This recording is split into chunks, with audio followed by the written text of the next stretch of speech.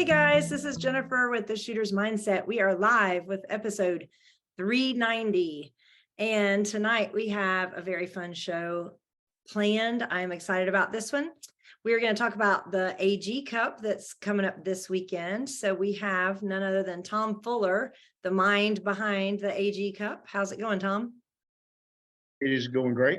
How are you, Jennifer? I'm good. And our other guest this hour is Brandon Haywood, who is going to be the data nerd, I guess. Is that what we should call you? He's going to be a statistician. That sounds better. We'll call it the statistician. Yeah. Last year I referred to it as cat herder. Well, that too. So he's going to help with all the scoring. This, I think, your third year helping with that, isn't it? Yeah, I RO'd the very first year when it was just two squads at a time, and then this will be the third year running the entire scoring system with the scoreboard and everything. Yeah. So we'll get into all of that goodness in a few minutes, but just to give anybody that maybe is new to watching this, new to PRS, don't understand what the AG Cup is and who y'all are. Tom, if you can just start and give a kind of brief intro to who you are, what you do in the industry, and the AG Cup, what it is. Okay, well, AG stands for Armageddon Gear, not agriculture. So it's the first match. So I was a part of, obviously, the PRS for many years. Armageddon Gear has been a part of the PRS for many years, and I've been asked many times, why don't you run a match? I'm doing a match, be the title sponsor of a match. And we've never done a title title sponsor for any match. So it's like, if I do this, I want it to be really cool. And at the time, the PRS was very wide and very flat. There was, the best shooters were constantly shooting against a new shooter. Every match, they never got to test themselves against each other. And no matter how good they were, they got to walk the prize table and get something they already got 10 of. And I was like, okay, I want to do a cool match. I want to make it interesting. I want to make it aspirational. I want it to be for the shooters, give them something cool. So we had the idea well, let's do this. And so that first year, I think we gave away a little over $50,000, no, $40,000 and $20,000 to first place. And then it's grown. Me and Shannon has made it now a series where the guys qualify for it. Throughout the season, there's certain matches designated AG Cup matches. They're winning money through that match. And then the top guys get invited and gals to come to the Cup and to compete for this year. It's about $80,000 and the coveted AG Cup. That is awesome. We're going to talk more about all of that in a little bit. But just to go ahead and introduce Brandon, you kind of gave a little quick as far as what you've done with AG Cup, but tell us a little bit about yourself and how you got involved in competitive shooting in general. So living down here in Florida near what's now Altus was many years ago K&M. Buddy of mine was a photographer. He had told me about some of these matches he had been going out to. And he wanted me to go to one particular match. Weather was horrible. I chickened out. I wasn't going to shoot. I was going to help him out with taking photos and just hang out. Next time it came around a couple months later, he's like, dude, you got to come do this. You got to check it out. By that point, I'd already been playing around shooting long range with a 308. Went out, checked it out. It was the 2013 PRS finale. So kind of an interesting way to get introduced to the PRS when you're talking to the top 50 or 60 at the time in the entire sport. I was already getting the bug, and then at the end of the match, Shannon gets up there and announces that the next year's gap grind, which the 2013 grind was the one I didn't go to because the weather was crap, was going to be a pro-am. I went, I want to do that. It's been all downhill ever since. And now you're broke. No, I'm just kidding. That's kind of how it goes for all of us. You get hooked and then you're broke. So tell us a little bit, Tom, about, we're going to go back to Brandon in a minute and kind of get into some of the exciting things for this year that'll be different. But tell us, so you talked a little bit about it. How many shooters do you have coming to this match? How many qualified that maybe could have come? I know everybody, with life circumstances can't. Give us kind of some rundown of what it looked like this year, if you can remember. Well, If I can remember, or I didn't handle it hands-on like I did before, but I do know we have 47 that are going to shoot the match this year. And every year we invite last year was the top 50. I think this year it was the top 60 from the cup, just to make it more inclusive, more money if they show up as well, because while all the money that comes in on sponsors and all that stuff goes out to the shooters, all their pot, 100% of that to the pot goes back also to those guys as well. So we want more the merrier because it's a bigger payout, but we do have 47 coming. And it's going to, well, I'll wait for you to ask the questions before I start rambling. So this is really a put your money where your mouth is kind of situation. These guys, it's not just, oh, I'm good, I'm getting an invitation. They've really put some skin in the game because they pay in order to join the series and to do the matches. They've had to do those 3 matches. You're muted. Yeah, that's exactly right. So the series actually is the same. So let's say they're in Oklahoma and shooting in Oklahoma or Wisconsin, on top of whatever they're paying to shoot that match, they're throwing extra in for the AG Cup. That goes in a separate pot and it's given back out to those guys that are signed up in the AG Cup series. Even though it's a regular 2-day match, there's inside that 2-day match, there's an AG Cup qualifier event that they're competing against one another for a pot. And last year, up to this point, we'd given away $60,000 they earned $60,000 just before you got to the event, which was an $80,000 event, as it is going to be this weekend. So I'll have that number for you just in a minute, how much we've given out, but I expect it to be very close to that. And So nothing. AG Cup qualifiers, so they have to shoot to be qualified for the match? Yes, this one. So if you remember the first year, Greg, I had the idea for it, and I just went through all the stats and invited everybody. We look at everybody that had a win. I said we can do 20 competitors. And the first year we looked at everybody had a win and in a major 2-day match. And we said, hey, you're invited if you choose to show up. $1,000, show it in the pot, plus we'll match that. So that was 20,000, which that 20 didn't show up, but we wound up giving away 40,000 anyway. So again, it is the money where your mouth is. You're paying up to compete, but not only you're paying to shoot in the AG Cup, 100% of that money is going back to the shooters that are all signed up in that AG Cup for that particular match. Does that make sense? Yep. And how many qualifiers did they have to compete in this year to be qualified? 3. 3. So Yep. You have to shoot 3 in order to qualify. So the best score throughout the year of the 3 you've shot will put you in a ranking for the AG Cup. And right now, Jake Millard is on top of that pile. He's coming into the Cup as the leader of the AG series points. Doesn't matter now because it all starts from scratch Friday morning. It starts at 0. So everybody has a clean slate starting Friday morning. Everybody's starting even. Yeah, well, they are. Now, there's one exception. I want to throw this out there. To benefit the series and to increase participation in the series and keep a guy from just going out to one match that maybe he thinks is an easy one somewhere that maybe none of them are easy anymore, but to go to a match where he thinks I can have a win here and just get a win and get invited. So to increase participation in the series throughout the year and to make the money turn around and make guys motivated to win some money, that's why we went with the must shoot 3 to put that, to get those guys excited to go do that stuff. And also to do that is the fact that after day 2, there's a cut to the top 10, and everybody knows that. There are some exceptions to that, though. If you didn't make it to day 2, but you shot really good, for instance, Jake is leading in points right now. So to give weight to the series, let's say he didn't make the top 10 cut, 5 competitors from the first 2 days will be invited to go to the 3rd day, which is the big money day, based on their score of the match at 40% and their Series.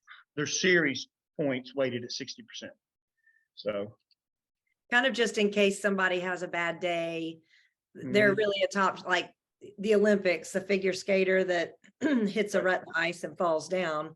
You know, Yep. maybe something happens, but they're truly a top competitor. It kind of gives them a little grace period to get them in there and give them a second chance if they've earned it through the season. Right. So we want it to be as fair as possible, and it would really be bad if you're one of the top shooters coming into the AG Cup and you have a stage where a piece of equipment breaks or you lose your zero or just anything, you know, whatever happens. Just have that one stage. You just didn't have it between the ears right at that time. Going into day 3, it's going to be the top 10 plus 5 based on the performance at that match, weighted by their series performance, and that's going to go to top. That's going to go to day 3. That I feel like makes it fair and gives those guys kind of like a second chance to go for the big money. I think it really kind of changed up when y'all did these recent years of AG Cup where they had the AG Cup series matches to shoot, because I do think before somebody could shoot just their home range where they're really comfortable, you know, and you make them shoot 3. If Altus is their home range, they're not going to be able to go shoot 3 matches at Altus and win them to get into the AG Cup just because that's their home range, right? So I think you really made it kind of diverse, and it has in effect made some of the top shooters are drawn to those AG Cup qualifiers because they want to have as much chance as they can to get good. So it kind of is given there's steeper competition at each of those matches, I feel like. So I feel like it's getting a more true, you know, across the board, who is leading and who can compete at that level. That's right. And their score for the AG Cup invitation is only against those other AG Cup shooters there. So it doesn't matter if they're at their home range and they always shoot well there. They have to travel and shoot against only those guys. For that match, they're shooting against everybody, obviously. But as far as the AG Cup is concerned and their ability to make it, they're shooting against just those guys that are also shooting to make the AG Cup. So yeah, it's tough. And I mean, you look at the roster. I mean, a lot of the same guys that are always on top, but a lot of new guys. And that was the whole point of wanting this to be aspirational for somebody to go, I want to go to the AG Cup. And everybody that's here, I think they're going to win. And that's what you want. And everybody here is definitely capable of winning. I love that when y'all first started it. I remember when you were kind of bantering this idea around and you were all excited about it. And you were like, yeah, we're going to do this. It's going to be great. And you were kind of having to sell it to the shooters, right? Because they were like, man, I don't know, $1,000. That's a lot of money. And there was a lot of buzz. Should we do it? I don't know. Are you going to do it? Well, what if I don't win any, you know, back and forth. And now y'all have got, I mean, when I looked at the PRS website, the number of people that joined the AG Cup series was like phenomenal to me, how much it's grown. People really want to be there and want to be in it and want to be a part of it. Right. And it's been surprising. Some of the qualifications are people I'm like, oh, okay, they qualified, you go, you know. Yep. It's not just the same 10 people, right? I think y'all have got some diversity in there as far as you have a lot this year that have never shot the match before. So it shows that it's growing, and I think that's great. Yep. And that's exactly right. And like I said before, right at $60,000 again this year. The number's 57,000. But I mean, that's a lot of money, for these guys that are spending a lot of money to do this. And even if there was no AG Cup series, as you know, there would be a lot of people out there spending money to get better, to do this, to compete just for, I feel good because I wanted to do this and I'm doing good at it. Now there's a chance to actually win some money. Nobody's going to make a living shooting long guns, obviously. However, leaving home with, winning this thing, leaving home with $30,000. And if you win this match, you probably won some of that stage money too. And if you're not familiar with how that is, we can discuss that later as well. That's awesome. Greg, are there any lives? No live questions at the moment. Okay. You look like you were about to say something. I was going to say, let's go into what these stage wins are now, because that's kind of a really cool thing that I guess we were talking before about. People are like, do I really want to go and pay $1,000 to shoot a match? And the stage wins, I think, is one of those things that drew in a lot of those shooters. Yep. So even if you're a shooter and you're very, very honest with yourself and you know where you're standing, and you tell yourself, you know what, I probably aren't going to win the AG Cup. However, there are 30 stages for this weekend. There's a traditional 2-day match, and then it goes back to 10 more stages on Saturday. Every stage is $1,000 check to whoever wins it, and that's the most hits in the fastest time. So every stage is time, and I mean, no one's going to match thinking I can't win at least one stage. Not at this caliber, not at this level, because the stages are going to be very common to what you're going to see at a regular match, hopefully a little harder.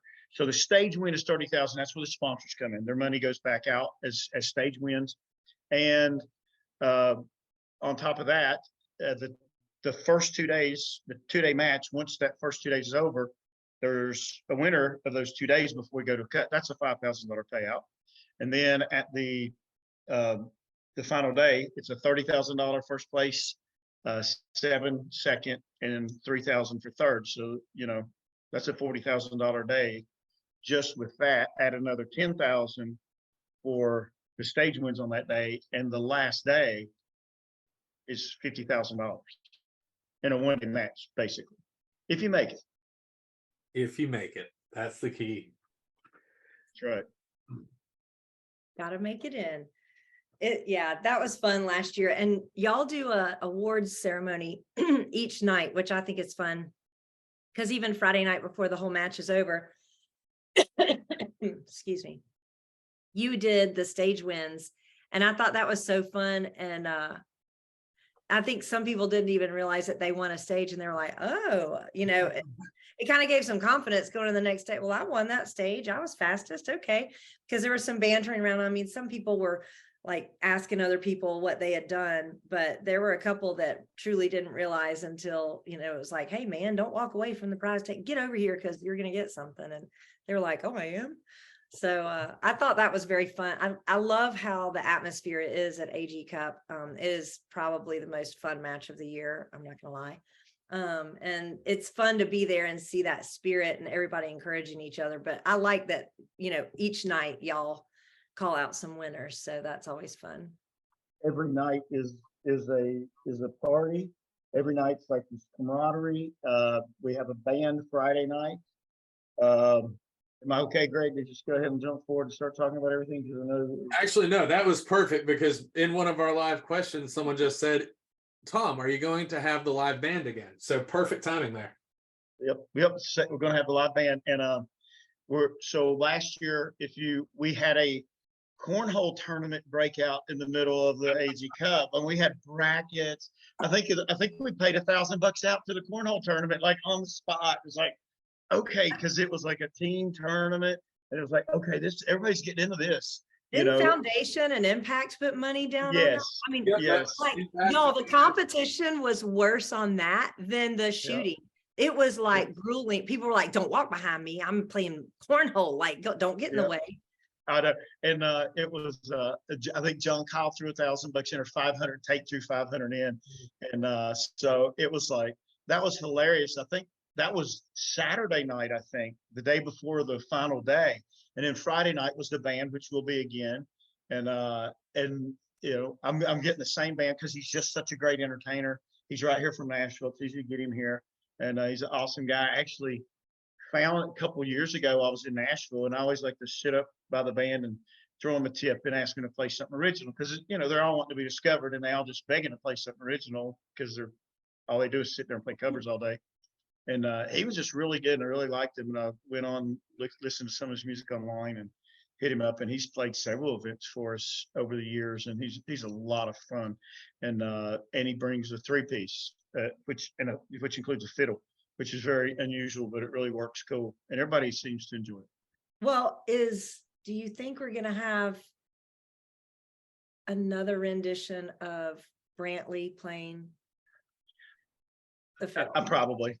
Yeah, and I'm sure anybody that's got a Facebook page, knows how well Brantley can bend the strings, and it never fails. Somebody's like, Brantley can play, and I'm like, get up here and play, Brantley, he's like, oh, I haven't played it forever. I'm probably going to need warmed up. And then he just like, well, you know, he's a very talented, but he's all shucks Brantley, you know, like when he found the kids, he's like, oh my gosh, oh, okay, I'll play guitar.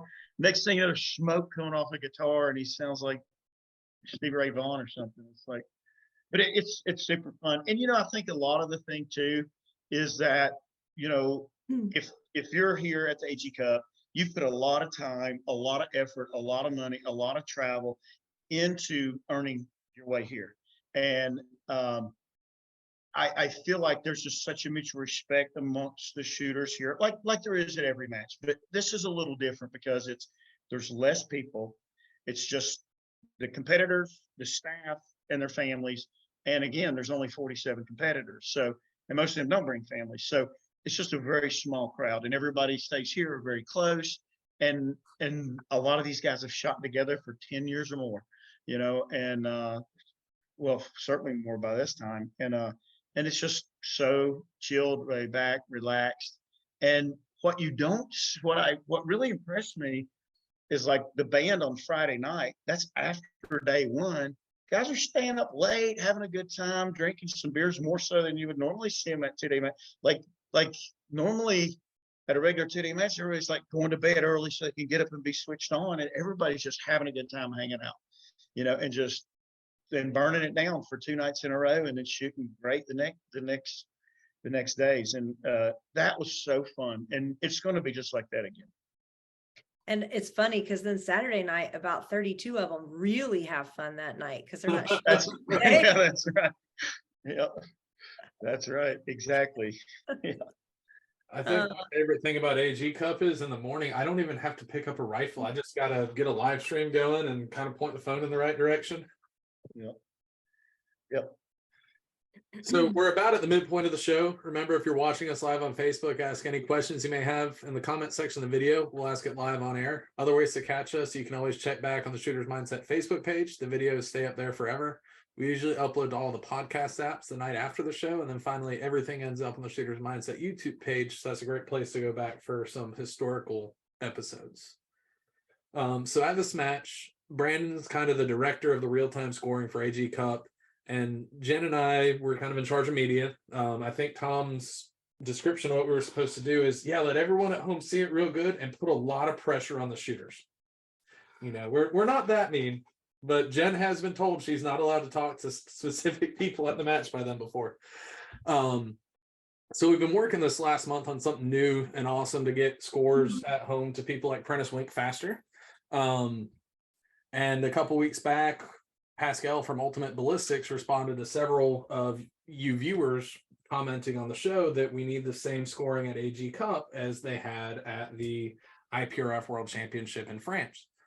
So we got to talking. Me and Pascal and Brandon had several fun video chats, and we kind of came up with something cool. Tell them about what we got, Brandon.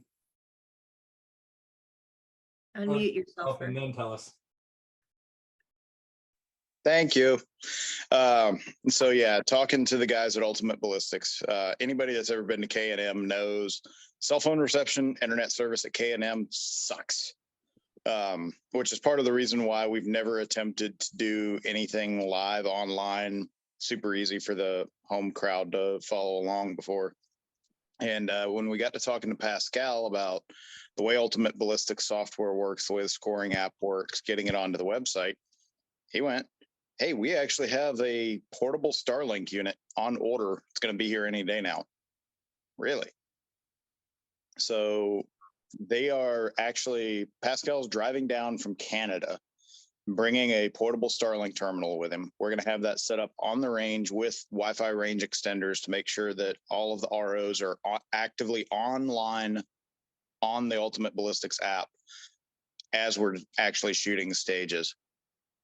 ROs are going to enter their score. They're going to hit save.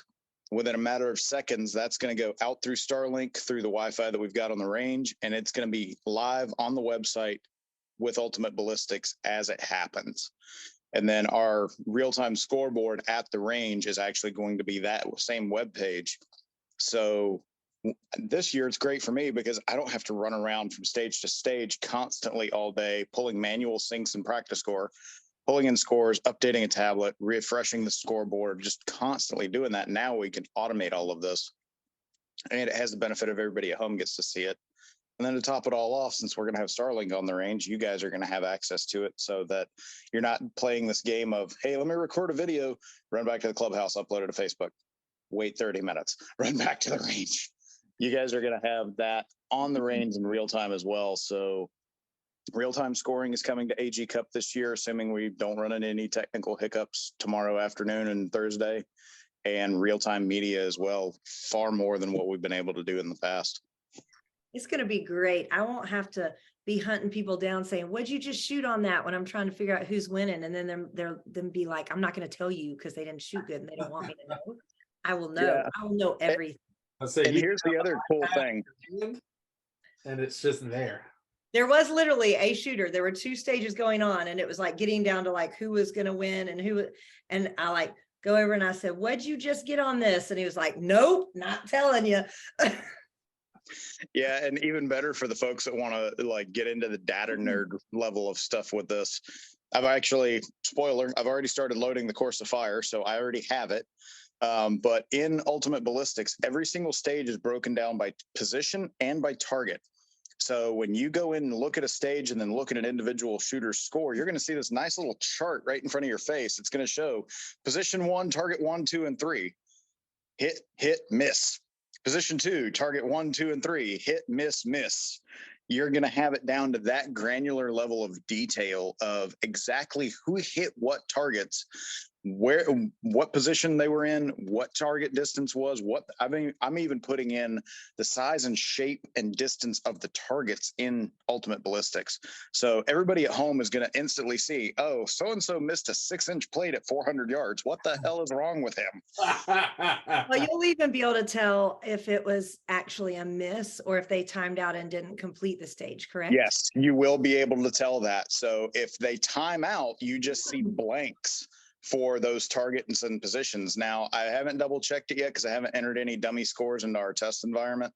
I don't remember how it charts it out. So like if you have multiple positions and targets, but you don't engage all the targets from all the positions, we'll see how that looks when we get live. But yeah, you can actually tell where, if somebody timed out, those target and position crossover points in the chart are just blank. There's nothing there. Whereas if they hit or miss, you'll actually see a red X for a miss or a green check mark for a hit. I think that's going to be awesome. I wonder, really, I always talk about the dynamics and the mindset of the shooters. And I think a lot of them have different mindsets. They're the shooters that just go, they put their head down, they want to shoot their game. They don't want anybody, they don't want to know what everybody else is doing or where they stand. I mean, there were a few that legitimately would avoid that scoreboard. And there were some that would shoot a stage and then run over and stare at it. Or if so-and-so was shooting, they would stand there at scoreboard to see what popped up, you know. And so with having it right there, because the shooters will be able to get it on their phone if they can get enough cell service, but it'll be interesting to see, you know, if they're going to be tracking it or the ones that are like, nope, I don't want to know. Yeah, and then there's always us vultures that are working for the match or they're hanging out, that are everybody watching the scoreboard and then watching the shooters watch the scoreboard. I get as much entertainment every year out of watching the shooters that are watching the scoreboard and watching them like doing the math in their heads, trying to figure out, am I still maybe able to make it to day 3 or am I hosed? And I should have just go for broke on these last 2 or 3 stages and try and win $1,000. Some people really do strategize differently, especially when it gets to that cut line. You know, the beginning of the day, everybody's just trying to do their best, whatever, but it's very interesting to watch. And we'll try and show some of this with our live videos if we can, of what happens at that scoreboard. Tom, you remember they start standing around that scoreboard with that red cut line, and they're all getting real nervous and going and looking and trying to figure out, and they will really, I mean, there's some hero or zero moments where they're like, well, if I don't clean this, I'm out. So I might as well just go for it. And, you know, I can't time out. I got to really make sure. And then there's some that are like, I only need a 4 to make the cut. I'm just gonna screw it. I'm gonna be very conservative. And I do think some of them alter their game plan a little bit based on that cut line. I think you kind of get in their heads a little bit, Tom. What do you think? Oh, it definitely does. And I mean, you know what? The most amazing thing to me, and I'll answer this a couple different ways, but is like day 2, the cut line, knowing a +5 is going. I mean, it's halfway through day 2, and I'm hearing guys say, "Well, if so and so, can pull off, 5 more hits, even though he's kind of out of it now, he's going to make it because his score for the season was this. If you take 60% of that plus 40% of this, well, I mean, they've got to figure out. Like, I'm like, oh my gosh, these are guys that can't find their car keys when they leave their house, and I mean, and they got this down to like the point, and I'm like, holy cow, they know it. Yeah, they know. They're Yeah, riding home like, how do you remember all this? Yeah, there's been a couple of interesting conversations over the years since we went to the second chance format, because I do everything ahead of time for the second chance scoring. It's all in an Excel spreadsheet done with formulas, so that at the end of day 2, I just put in, there's one little box where I put in the score of the winner. I put in everybody's individual scores. It auto tabulates everything. I don't even have to, I just sort it by the biggest number and I know who's going. And there's been a couple of cases where guys have like made a couple of comments where it's clear they've been doing it pretty much to that level of math to know ahead of time, like, hey, am I still safe on the +5? Am I like, where am I going here? It's impressive to see the guys doing that when I'm sitting there with a spreadsheet to pull it off, just to make sure I get the numbers right, because obviously there's a lot of eyeballs looking at that. But then there's guys just standing there doing it in their head, and they're pretty much tracking dead on what I'm getting. With PRS being such a mental game, the guys shooting at the top, they definitely, they've got some mental capacity going on. Yeah.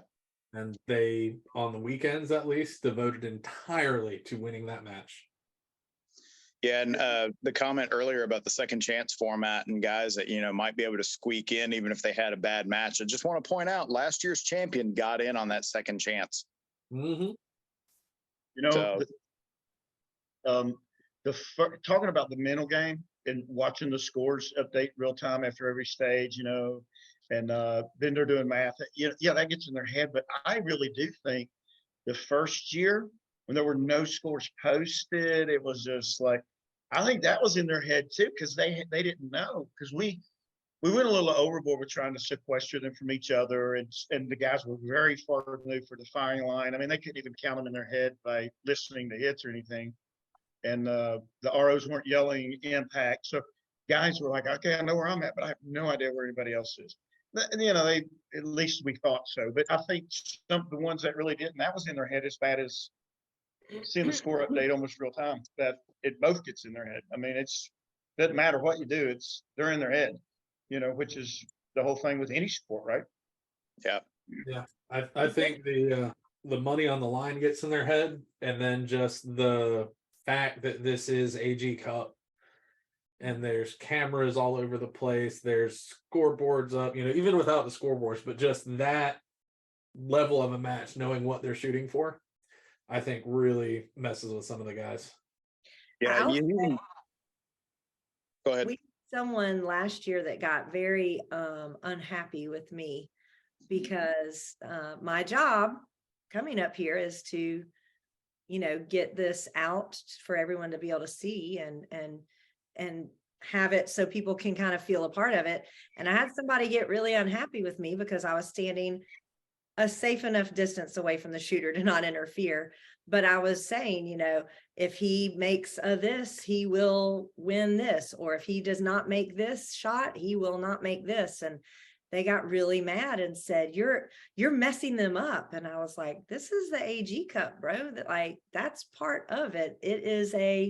I am very sorry. I'm not picking out anyone in particular, but what is in front of me is going to be announced. And I am very sorry. So if it's going to bother you as a shooter, you might want to get some extra ear pro, because I will be around. And if I'm there, I'm going to say what's going on so that people at home can kind of figure out, if they're just tuning in, who's shooting and what the situation is. But that kind of gives excitement to people, because then they know, that shot matters. It's not just, oh, somebody's shooting again, some of those stages really do matter and those shots really do matter. So I think part of it is to put the pressure on them and see who can excel with it. Yeah, it's definitely kind of a running theme with the AG that, one shot can make a lot of difference. One shot can be worth $1,000, or as certain somebody found out last year, 3 extra rounds of practice ammo can be worth about 30 grand. That is the truth.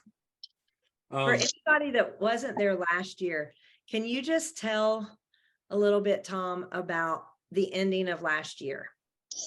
Has anybody that maybe is new to PRS and just doesn't know, I know they'll probably enjoy this story because it came down to like a dream situation at the end. So I don't want to steal your glory. You tell that story. Yeah, it was a nail biter. Of course, I know all the guys, love all the guys, want them all to do good, want them all to win, of course. But it came down to a 3-way shoot off for first, second, and third. I mean, are you kidding me? It was almost a 4-way tie. Yeah, almost. And I mean, the whole time I'm like, I don't want to tie. I don't want to tie. I don't want to tie. I just want to clean, but it dang sure made for good TV and good coverage. I'll tell you that. But the 3-way tie was Jason Green. Everybody loves Jason. He's an awesome guy. Chad Heckler, which we already know he won, so that's out of the bag. And to come in as a second chance, and third was, oh my God, it was Chad, Jason. What in the world? I'm drawing a blank. Is it Bushman? Yes, it was. I think it was. Yes, it was Austin Bushman, who's he's shooting really hard this year too. I don't know why, I can see it sitting there, but it came down to it, and it was the 900 KYL 750. 750. Yeah, we were on the 750. Brandon remembers everything. The 750 KYL. Each competitor, takes a shot. All right, shooter number 1, go to target 2. Target 2. I think Jason was first, missed, and all the guys, they have to come off their scope. So I don't guess they saw where he missed. Well, they didn't because they weren't on their glass. And then it was down to Chad and Austin, and it was like, okay, shooter, congratulations, Jason, you got third place. Now it's Chad, and I'd have to go back and look at who shot first, who shot second, how it all worked out. But it was shot for shot down to the end. Chad obviously winning. I can't remember which target it was. At that point, I'm thinking ahead to target 3. He hit target 3 because it was 3 rounds. Yep, it was so cool. It was. I mean, I think when Chad made that hit, I seriously, man, I bet he didn't take a breath for 5 minutes, man. He was just like totally. I mean, these guys,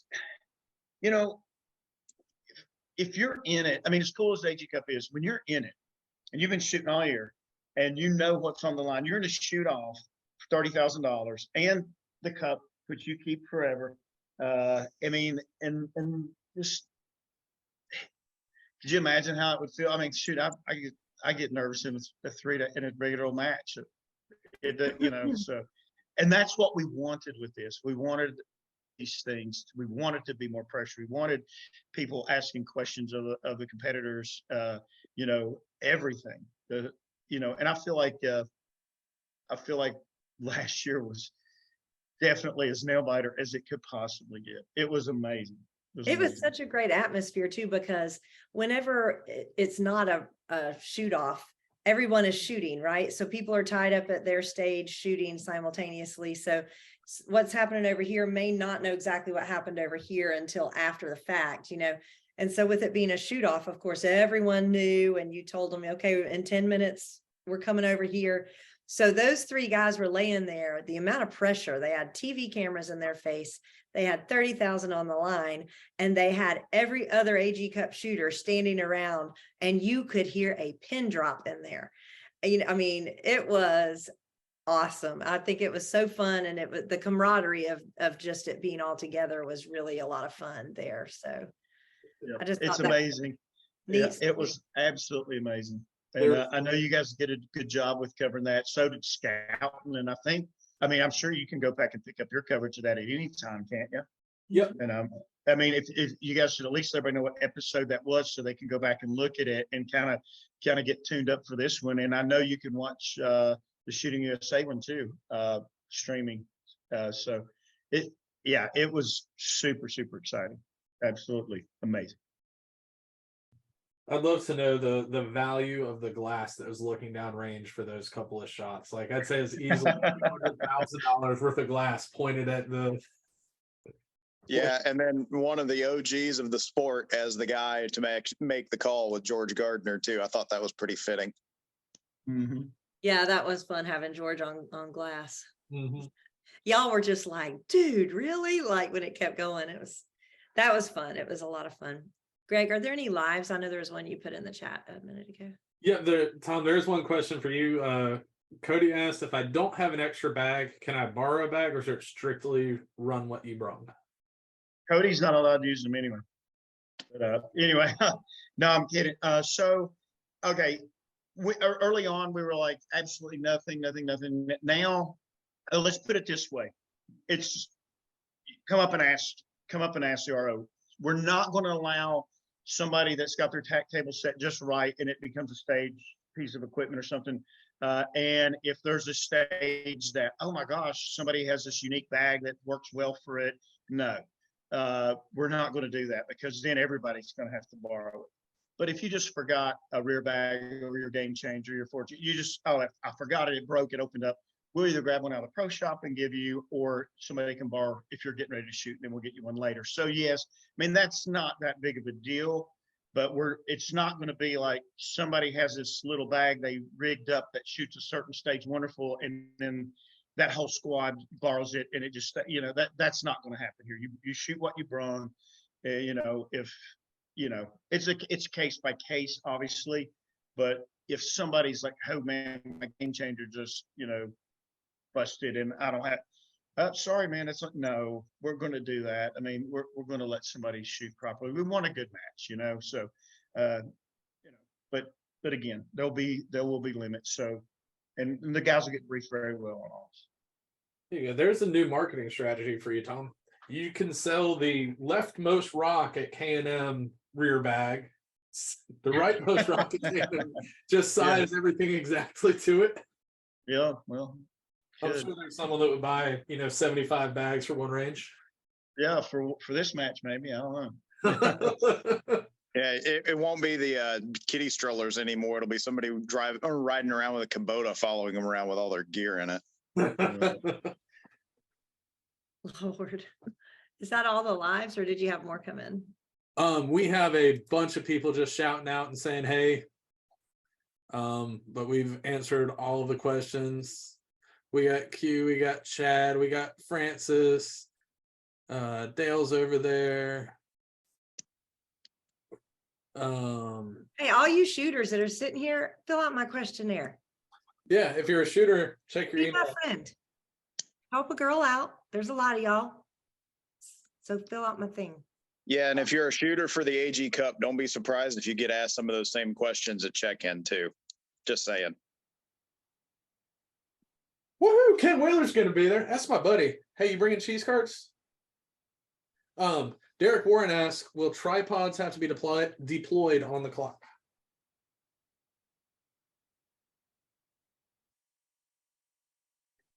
Yes. I was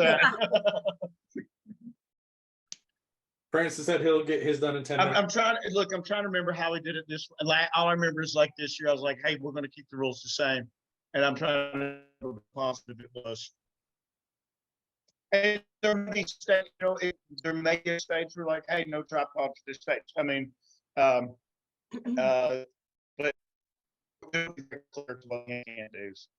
there's going to be nothing ugly. The only thing, just like to keep it to cup, is there's no sharing of wind calls, there's no communication with other shooters after the stage. You're not on glass watching anybody else shoot. You get up, you get your 30 seconds on glass. After your 30 seconds, all right, shooter, stand by, and you go shoot. And so you're making your own wind calls. You're not sharing them, and the guys all know that very clearly. If any of that happens, or any information is passed that may about that stage that may provide anybody any kind of advantage, it will be considered cheating. So that's just how it's going to go. And last year everything went great with all that, and actually the competitors like it. They like it because what if the guy in front of you is a better win caller than or a worse win caller than the guy in front of somebody else? Everybody here, they're comfortable with what they're doing, and they want to, the spirit of this match is bring your money, bring your gun, and let's see who comes out on top. And I think everybody's owning that spirit. So I think it'll be great. Another great match.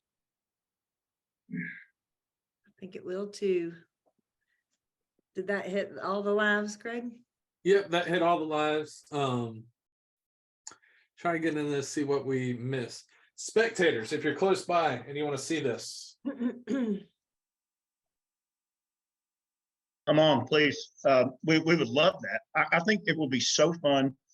The guy, you hear, if you look at interviews you do with the guys, and they're like, hardest match I've ever shot, but it's perfect. I mean, I think the spectators would get a lot out of watching it. I would love to see people that's never seen a match come and watch these guys do what they do with their rifles and be like, holy cow. It's unbelievable because no one just really gets it. I mean, we're all in the PRS world. We know how good these guys is, and we know what they do. But man, it would be really cool if we could get a bunch of people that had no idea to watch and see how this works. It would be so cool. It would be cool. One of the questions that is on my questionnaire, which the questionnaire, don't be scared of it, guys. It's just for me to have some information for talking points, right? It's hard to interview somebody when I'm just like, wow, you're really tall, Roderick. I mean, like, I want to talk about more than just that, But one of the questions I put on there is what you do as a day job, if you are able to tell, because I know some people are careful with that because political and guns, and some of them are military. But it's very fascinating to look at all the day jobs of the people that are the top PRS shooters. I mean, there's engineers, IT consultants, high schoolers, electrical engineers, diesel technicians, instructors, people in finance, marketing, physical therapists. It's just fascinating to me to look at a private pilot, retired tennis instructor. I think it's very neat to see the diversity of this group. This is not all military people. It's not all hunters. They may all be hunters, but it's not all people that are just, in the gun industry. It is really a diverse group of people, and it shows that our sport is one that is very welcoming to anyone from any walk of life. And I think it's fascinating to see that. Yeah, I agree. Like, looking through this, you have from high schoolers to retired, you do have truly every walk of life in there. You got guys and girls. So it's really cool to see. So were you surprised at all, Tom, with the AG Cup top right now? I know Jake is in first. And yeah, a little, just because Jake didn't shoot it last year.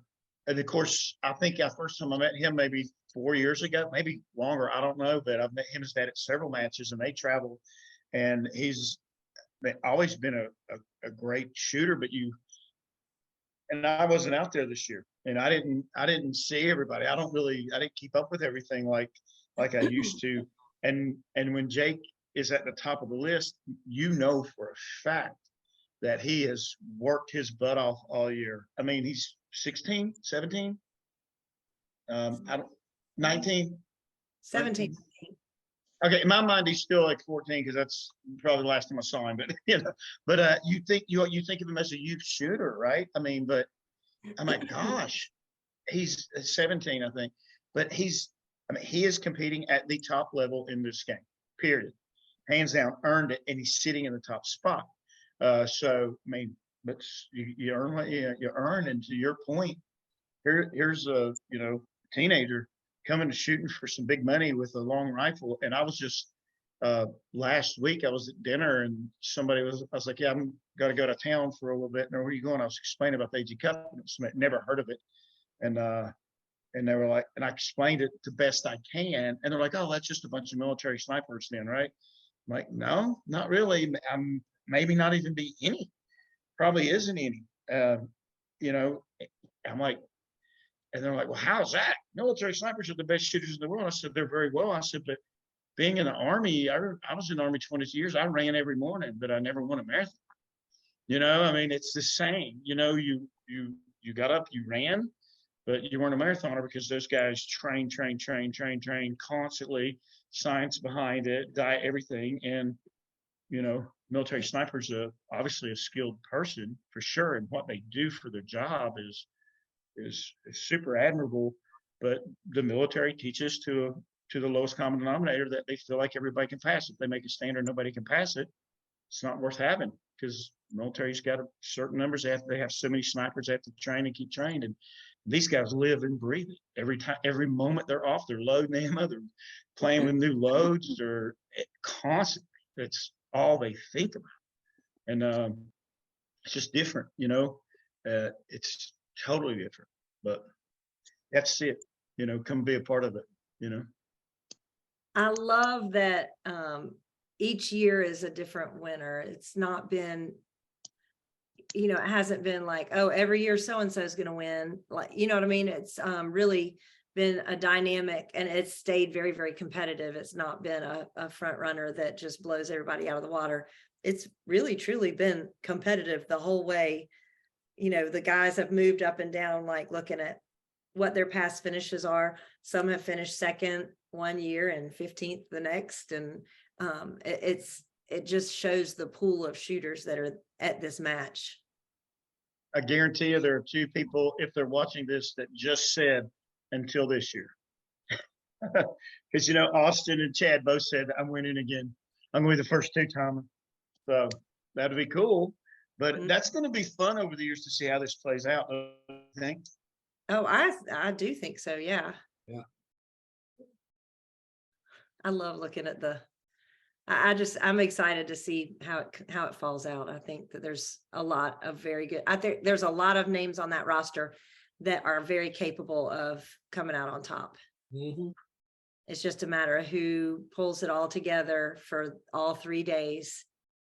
And I've got the list right in front of me. Is anybody curious how who's the top 10 from the series and how they're going into it? Yeah, read them out.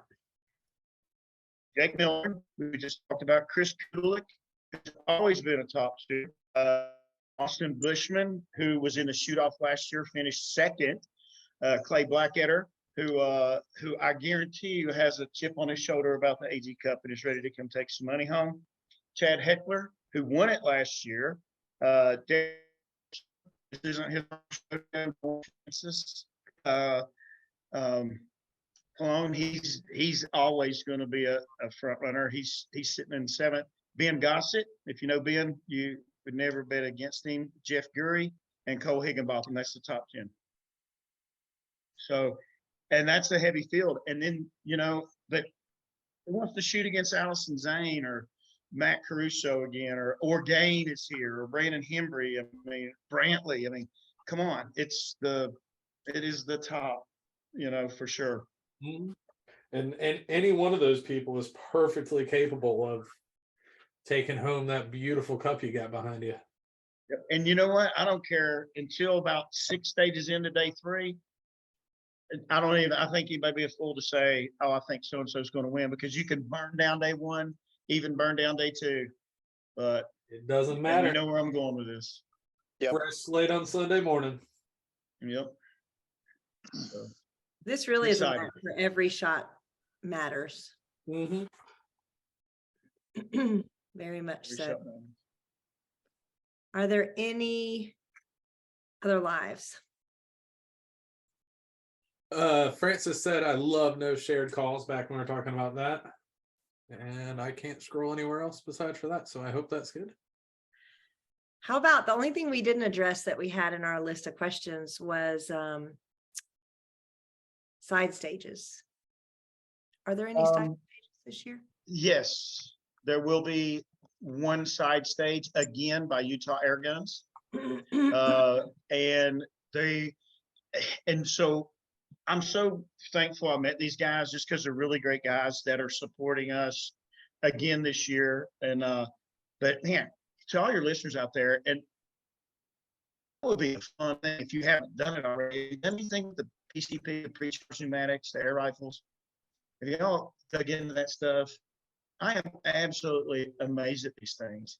I mean, there's these air rifles that people are hunting, shooting deer, shooting bears. Yeah, I get it. Farther, longer is farther, but you can build these air rifles. They're not cheap. They're thousands of dollars for a good one. And there's no kick. Ammo's cheap as can be, and they're very comparable to a 22. And guys are hunting with them, the thermal hunting with them. There's competitions all over the country with these things. But these guys are coming out again, going to do some side stages on day 3 to let the guys play with these things, see how they work, and they're going to give some prizes. He hasn't shared with me what the winner of that stage is going to get, but I'm sure it's going to be pretty cool. Pretty cool. Yeah, That was a fun time last year. yeah, they were great people to hang out with, and they have really fun games to play with too.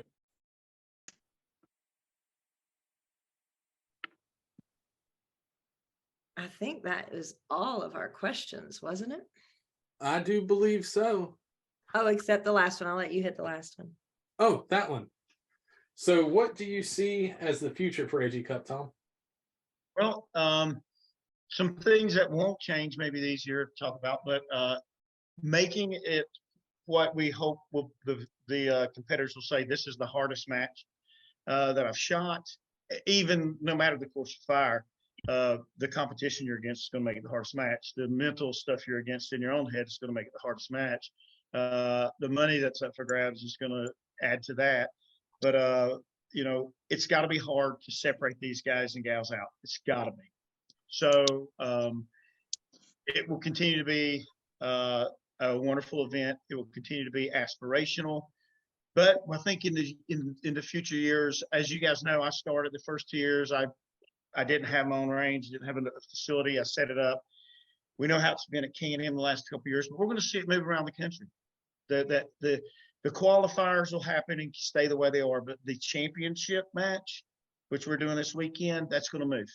And we're going to different places. So that will put a different spin on the shooting. We do this in Oklahoma, and instead of Shannon, who's helping me put together at K&M, what if it's in Oklahoma?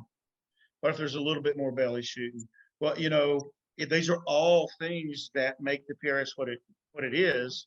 But as long as the AG Cup, the championship is only on the East Coast, only in similar conditions, only on ranges which are mostly positional, I think it could get stale. But if we move it, if it's in the Northeast, if it's out West, I think that will add a little bit of fun dynamic for it, and maybe even get some guys interested that may not be right now because they're like, oh, I'm a West, you know, I'm an out West, I'm an Oklahoma shooter, which obviously they do well at the AG Cup. But I think that will make it funner, and I think that will keep it more interesting, and I think that we'll get more people involved to include some match directors that help us set it up at their facilities using our rules, using our course of fire, the spirit of competition, but their facilities and their weather conditions and environments. So I think that's something we're definitely going to see. But overall, big changes right this minute, I don't think we'll see them. Every year we talk to the participants.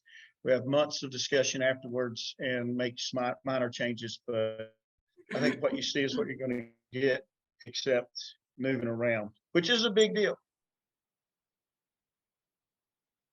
I think that'll be good to mix it up a little. Yeah.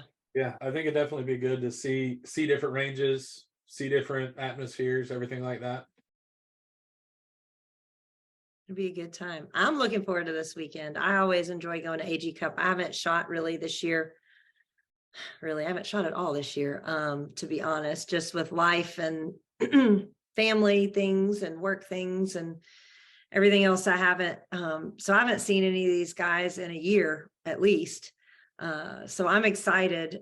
It's been AG Cup last year whenever I saw everybody. I'm excited to see you, Tom, and Shannon and Julie and Christy and all the shooters. And It's always a good time just because of the tight-knit group for AG Cup that it becomes. It's always fun. And this is something I always look forward to. So I'm very excited. I can't wait to get there. I got to get through work tomorrow first, though. Greg, any more lives? We are good on the live side. All right. Well, with that, I think we can do shout outs because I know Tom is at K&M and has probably lots of work to do or drinking. I'm not sure which, but or both. So we'll start with shout outs. Greg, you usually start. Go ahead. Yeah, I got GSL suppressors, shooters and sharpshooters of Augusta, our local indoor and outdoor ranges. PDC custom, it's really heavy right now, and I didn't have the motivation to pick it up. Got that new Lazy. Yes, I am that. Shooters World Powder, Hunters HD Gold. I'm super blind, and those make me a whole lot less blind. And Fix It Sticks. Awesome. Brandon, you got any shout outs? I definitely want to thank Tom. He is the reason why I've stayed involved in this match over the last 4 years. So he knows a lot of the behind the scenes of why I've been involved with it, specifically because of him. But again, thank you, Tom, for keeping me involved in all the things you've done for me over the years. And then I'll tack on to Greg and say PDC Custom, because I just got a loaner chassis in from Craig at PDC today because I'm too itchy to go out and go play with my new light class ELR gun, and I couldn't wait any longer. Goodness gracious. Tom, how about you? Any shout outs? Yeah, Shannon and Julie, all the hard work they do. Christy Hembry, she's been with us from the beginning. She'll be here again, running around, putting out fires, doing all the stuff. The ROs that are going to come and sponsor it, because we can't thank them enough, because without them, wouldn't be nothing. The sponsors, RCBS, Hoppies, Hornady, Manners, Utah Air Rifles, Precision Rifle Series, Bartlein Barrels, National Rifle Association is in on board with the AG Cup this year. Kind of came in big, and they're really helping us out. I want to get involved in the series totally, and I'll be helping pull those guys in, and let's see what we can do to make those guys relevant again. Athlon, Vortex, Federal, Leopold, Magpul, Kestrel, Zoom, Foundation Stocks, Reaser Precision, and Sig Sauer. Awesome. And for me, I do want to shout out Ultimate Ballistics because they are doing a big service for all of us at AG Cup and media and scoring, all of it, coming from Canada. So that's going to be really great. We will have a link to their website on our Facebook page. But our Facebook page, starting on Friday morning, we will be having live videos off and on most of the day throughout the weekend. So please tune in and watch and comment and talk smack if you want. If you want to talk smack in the comments, I'll be glad to tell the shooter when they're done shooting what smack you just talked to them. It's fun. I guess one thing we didn't stress enough earlier, and I thought about it and then I got sidetracked, but Ultimate Ballistics is literally three people are getting in a car in Canada and driving all the way down with this super fancy Starlink system. We've been working with them all month to get a custom made app. Just, they take their app, they applied it specifically to the AG Cup. All of this free of charge, just for you guys. Specifically Prentice Wink, because they said this one guy from Texas keeps posting, asking for scores, and they're going to try and get them posted even faster using Starlink. So thank you guys for what you're doing. Yep, that is going to be huge. And then I just want to shout out y'all for the amount of work that y'all are putting in. Tom and Brandon and even Greg has been doing a lot of the trying to get the scoreboard stuff straight with Brandon and all. So huge shout out to getting AG Cup off the ground and running and continuing every year that it's been coming. This is the 4th year for anybody that doesn't know. And it's going to keep going. So huge shout out to y'all. And with that, we will call it a wrap, and we will see everybody I don't know if it'll be next week, but we'll see y'all next time. But tune in over the weekend for the coverage of the AG Cup.